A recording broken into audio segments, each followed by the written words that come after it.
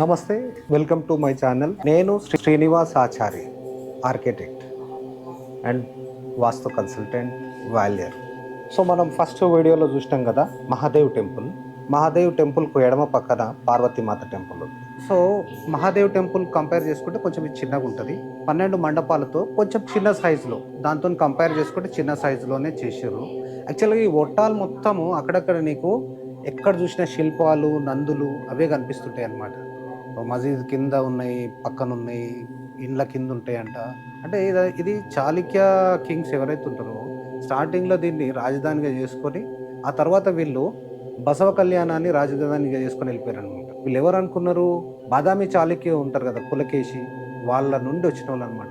వీళ్ళు ఇట్లా నాందేడ్ వరకు కూడా వీళ్ళ రాజ్యాన్ని విస్తరించి, సో వీరి తర్వాత వీరి స్టైల్లో ఏదైతే ఈ ఆర్కిటెక్చర్ స్టైల్ ఉంది కదా, దీన్ని మన కాకతీయ స్టైల్ కొంచెం మార్చిర్రు వాళ్ళు. స్క్వైరు, లేదంటే ఇట్లానే ఆఫ్ సెట్స్, నక్షత్రాకారం, అట్లా డిఫరెంట్గా వాళ్ళు కూడా కన్స్ట్రక్షన్ చేసారు అనమాట. ఈ ఏమపంతి స్టైల్ గురించి మీకు చెప్పలే కదా. ఈ ఏమపంతి అనేది ఒక 2-3 వాదనలు ఉన్నాయి. యాదవ రాజ్యంలో ఒక విద్వాంసుడు ఇలాంటి స్టైల్ను డెవలప్ చేసిండంటారు. లేదు, యాదవ రాజ్యంలోనే ఒక సేనాధిపతి ఇలాంటి స్టైల్ అభివృద్ధి చేసిండు కాబట్టి ఆయన పేరు మీదనే ఏమత్ పంతి అని వచ్చిందంటారు చరిత్రకారులు. కానీ అదైతే క్లారిటీ లేదు. చాళుక్యాస్, ఓయసాలాస్ వీళ్ళ ఆర్కిటెక్చర్ స్టైల్లే ఉంటుంది. ఇందులో కాకపోతే ఏంటంటే గర్భగుడి మీద కానీ మండపం మీద కానీ మనకు విమానం, గోపురం లాంటివి ఏం లేవన్నమాట. ఈ మండపం కూడా అర్ధ మండపము, మహామండపము ఏదైతే ఉంటుందో మనకు ఆ స్టైల్ కాకుండా 4 అంటే చతురస్రాకారమి 5 మండపాలు. అంటే మధ్యలో ఏదైతే రంగశిల ఉందో దీన్ని పెద్దగా పెట్టారు, కానీ మిగతా అన్ని చిన్నగా పెట్టారు. ఇక్కడ కూడా చిన్నగా ఉన్నాయి. దాదాపుగా 4 మండపాలేమో పెద్దగా ఉన్నాయి. రంగమండపం పెద్దగా ఉంది, దాని తర్వాత 4, మిగతా అయితే చిన్నవి చేసారు అనమాట. సో అంటే దానికి దీనికి వాస్తు శైలిలో కూడా కొంచెం ఆ ప్లానింగ్లో, స్పేస్ ప్లానింగ్లో వాటిలో కూడా కొంత విభేదం ఉంది. మైన్యూట్ ఆర్కిటెక్చర్ అంటే మైన్యూట్ స్కల్ప్చర్, మినియేచర్ స్కల్ప్చర్ అంటారు చూడండి, చాలా సూక్ష్మంగా ఇక్కడ మనకు లభిస్తుంది అనమాట. చాలా సూక్ష్మంగా అంటే చిన్న పార్ట్ను కూడా బాగా కావ్ చేసారు అనమాట. మనకు మహాదేవ్ టెంపుల్లో అది బ్రహ్మాండంగా ఉంటుంది అనమాట. ఎక్కడ చూసినా వదలకుండా బాగా క్రాఫ్ట్ చేసేసారు. ఇందులో అమ్మవారి టెంపుల్లో మరీ ఎక్కువ కాకుండా కొన్ని వదిలేసారు అనమాట. కొన్ని ప్లెయిన్ సర్ఫేసెస్ అది పెట్టారు. మళ్ళీ ఇంకోటి ఇది రీస్టోర్ చేసారంట. ఇది 2005-06 ఆ ప్రాంతంలో ఏదో రీస్టోర్ చేసినప్పుడు కూడా కొన్ని రీప్లేస్ అయినాయి అనమాట. కొన్ని ప్లేన్ కూడా పెట్టారు. బట్ బ్రహ్మాండంగా ఆర్కియాలజీ డిపార్ట్మెంట్ వాళ్ళు అయితే దీన్ని తయారు చేశారు. ఒకసారి అయితే టెంపుల్ని చూపిస్తా. ఇక్కడ చూడండి, ఇది రంగమండపము. ఈ రంగమండపానికి 4 పిల్లలు. ఆ సైజు కన్నా చిన్న సైజే ఉన్నాయి, కానీ చాలా బ్రహ్మాండంగా, అంటే ఇవి ఎక్స్క్లూసివ్లీ చాలా అందంగా కారు చేశారు అనమాట, విత్ పాలిష్ తోటి. ఇదే రంగమండపం. సో నాట్య మండపం అంటారు చూడండి ఇది. సో మనకిది ఎంట్రన్స్, ఇది ఎంట్రన్స్.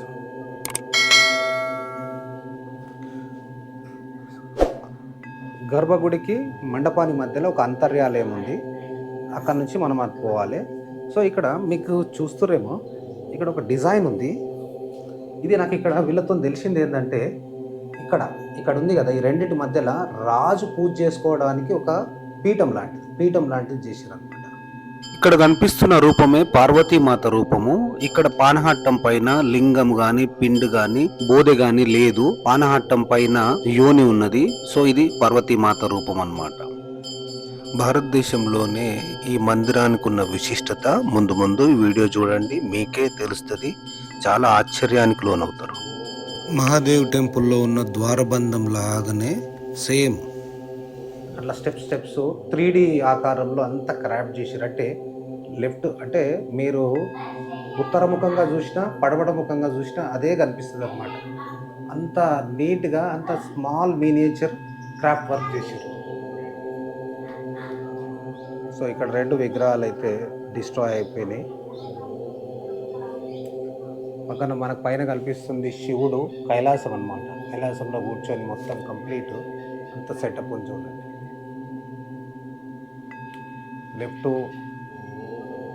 లెఫ్ట్ రైట్ కూడా విగ్రహాలు ఉన్నాయి. సో అక్కడలాగానే రిప్లికా సేమ్ సీలింగ్స్లో కూడా చిన్న, అంటే సైజ్ తగ్గింది, సేమ్ నక్షత్రాకారంలో మధ్యలో ఫ్లవర్స్ వచ్చినాయి చూడండి. ఇలా 12 ఫ్లవర్స్ చెక్కిర్రు. సో ఇక్కడ కూడా ఆ దృష్టి ఎవరైతే ఉంటారో ఆయననే పెట్టారు చూడండి. అంటే ఆ కోరికలను అనేది ఇక్కడనే వీళ్ళే తినేస్తారనమాట. ఈయన ఏం చేస్తుండే, తిని తిని తిని ఆకలితో తిని తిని తిని ఆఖరికి ఆయన శరీరాన్ని కూడా తిని శివుణ్ణి అడుగుతాడు, ఇంకా నాకు కావాలంటే నువ్వు మా ద్వారాల దగ్గరుండి ఎవరైతే అర్ధరహితమైన పనికిరాని కోరికలతో వస్తారో ఆ కోరికలను తినేయమని వీళ్ళు ఈయనకి శాపం పెడతారు. అందుకే ఇక్కడ ఉంటాడు, గర్భగుడిలో కూడా ఉంటాడు. సో మనము వచ్చేటప్పుడు మనకు అవి మితిమీరిన అనవసరమైన కోరికలు ఉంటాయి చూడు, వాటిని వీళ్ళు తింటారనమాట ఈయన. అందుకే ఈ 4 సైడ్లు పెట్టి చూడండి, కార్నర్స్ అంతా 4 సైడ్స్ ఉన్నాడు చూడండి. ఇక్కడ దూలానికి చూడండి అద్భుతమైన ఫ్లవర్ పుష్పాన్ని క్రాఫ్ట్ చేశారు.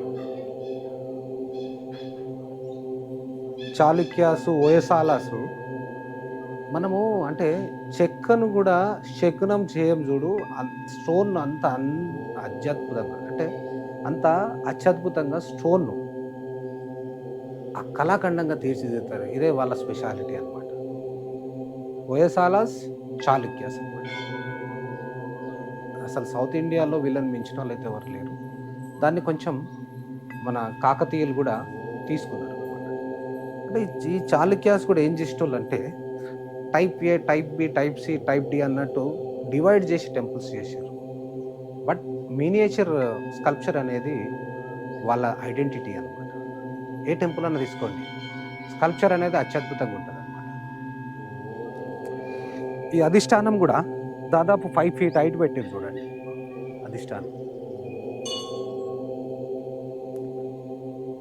అధిష్టానము, ఉపపీఠము చాలా అందంగా, అంటే చాలా అందంగా తయారు చేసింది చూడండి. ఆ కట్టింగ్ చూడండి, ఆ కార్వింగ్, ఆ కట్టింగ్ చాలా అద్భుతంగా ఉన్నది. ఇక్కడ వచ్చేసి స్కల్ప్చర్ ఏదైతే ప్రతిమలు ఉన్నాయో చాలా తక్కువ ఉన్నాయి. ఇక్కడ ఏదో డిస్ట్రాయ్ అయిపోయింది, ఇంకా దీన్ని పెట్టలేదు అనుకుంటాను. మొత్తం ఫిల్ చేసి చూడండి. అంటే గర్భగృహ కూడా చాలా థిక్నెస్ ఉంటుంది. ఎందుకంటే బయట ఉన్న హీట్ పోవద్దు లోపలికి, అందుకే గర్భగృహాలు చల్లగా ఉంటాయి. సో అక్కడ ఆమె చదువుతున్నది అనమాట, ఈ శిల్పంలో చదువుతున్నది. ఇక్కడ కనిపిస్తున్నాయి చూడండి, ఇవన్నీ తర్వాత కొత్తగా చేసి పెట్టినాయి. ఇవి ఎప్పుడైతే మొఘల్స్, అదే ఔరంగజేబ్ డిస్ట్రాయ్ చేసిండు కదా, అందులో పోయినాయి కదా, తర్వాత మళ్ళీ కొత్తగా తయారు చేసి పెట్టిర్రు. అందులో ఇందులో కొన్ని మిస్ అయిపోయినాయి. ఇగో ఇక్కడ విషకన్య ఉన్నది చూడండి ఆమె. ఇక్కడ దర్పణ సుందరి, అద్దంతో అందాన్ని ఆమె ముఖాన్ని చూసుకుంటుంది. ఇక్కడ ఒక నార్మల్ డాన్సింగ్ లేడీ. సో ఇక్కడ యాక్చువల్గా పెట్టలేదు, శివుని ఏదో అవతారం స్టాచ్యూ ఉంటుంది, ఇక్కడైతే పెట్టలేదు అనమాట. ఇది చాలా డ్యామేజ్ అయినట్టుంది, చాలా డ్యామేజ్ అయింది. దీన్ని మాత్రము మళ్ళీ కొత్త స్టోన్తో పునర్నిర్మాణం చేశారు. సో ఇక్కడ కూడా 1, 2, 3, 4 ఉన్నారు. అంతా విషకన్యలే ఉన్నారు చూడండి, 2 విషకన్యలు ఉన్నారు. ఆమె ఏదో ఈమె మహిషాసుర మర్దిని లాగా అన్నీ తలకాయలన్నీ మెడలో దండలాగా ఉన్నాయి చూడండి.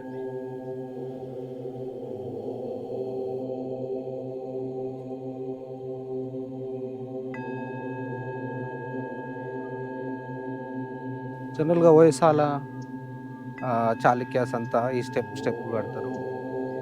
అంటే ఈ భారతదేశంలోనే ఇదొక విభిన్నమైన ఆలయ నిర్మాణం అన్నమాట. ఇది ఇలాంటివి చాలా ఉంటాయి కర్ణాటకలో. ఒకసారి అయితే టెంపుల్ చూడండి. కొన్ని చారిత్రక ఆధారాల ద్వారా తెలిసింది ఏంటంటే 17వ శతాబ్దంలో ఔరంగజేబు సేనలు ఈ గుడిని ధ్వంసం చేశారంట. సో అప్పటి నుంచి కూడా ఈ గుడి మూతబడి ఉంది. 2010-12లో ఆర్కియాలజీ సర్వే ఆఫ్ ఇండియా వాళ్ళు రిజిస్టరేషన్ చేసిన తర్వాత భక్తులకు అందుబాటులోకి వచ్చింది. ఇప్పటివరకు అన్నాను కదా, ఈ మందిరం యొక్క ప్రాముఖ్యత తెలిస్తే మీరు ఆశ్చర్యపోతారని. ఆ ప్రాముఖ్యత ఏంటంటే, భారతదేశంలో ఒకే క్షేత్రంలో పార్వతీ పరమేశ్వరుల మందిరాలు పక్క పక్కన ఎక్కడ ఉండయి, 2 తప్ప. ఒకటి మనం ఇప్పుడున్న ఒట్టాల్లో పార్వతి పరమేశ్వరుల మందిరాలు పక్కపక్కన ఉంటాయి. తర్వాత వృషికేశ్ నార్త్ ఇండియాలోనే ఇంకొక దగ్గర ఉన్నాయన్నమాట. అది ఈ మందిరం యొక్క ప్రత్యేకత. సో అంత పరమ పవిత్రమైన ఈ మందిరం అన్నమాట, ఈ ఒట్టాల్ మందిరం. సో ఈస్ట్ ఎంట్రీ ఉంది, నార్త్ ఎంట్రీ ఉంది, సౌత్ ఎంట్రీ ఉంది. వెస్ట్ మాత్రం గర్భగుడి ఉన్నది.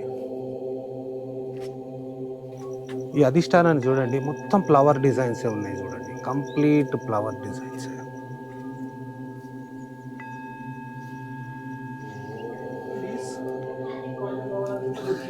ఇది స్వరాలు పలికే స్టోన్ అంట. ఇది ఒక ప్రత్యేకమైన స్టోను. సరిగమ పదనిస స్వరాలు అయితే పలుకుతుందంట. చూద్దాం.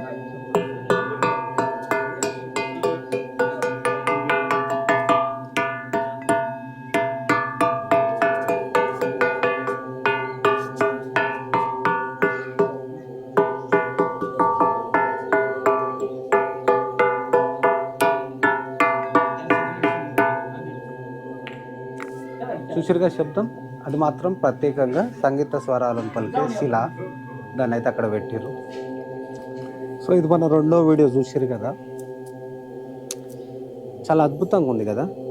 కానీ మహాదేవ్ అయ్యవారిది టెంపుల్ చాలా సుందరీకరణ చేశారు. అంటే చాలా ఎఫర్ట్ పెట్టిర్రు, చాలా డిజైన్ చేసి చాలా కట్టారు. అమ్మవారిది కొంచెం తక్కువ చేశారు. సో మరి ఈ చాళుక్యాస్ ఎందుకంత వివక్ష చూపించారో నాకు అర్థం కాలేదు. అయ్యవారిదేమో బాగా చేసారు, అమ్మవారికి అంటే కొంచెం అంత సైజులోనూ చిన్న, అన్నిట్లలో అంటే క్వాంటిటీ అదంతా కొంచెం తక్కువ చేసిన ఉంటాం. టెంపుల్లో సైజ్ కానీ ప్లాన్ కానీ కంపేర్ చేసుకుంటే కొంచెం చిన్నగా ఉంటుంది. క్రాఫ్ట్ వర్క్ కూడా, శకునం పని కూడా చాలా తక్కువ చేశారు.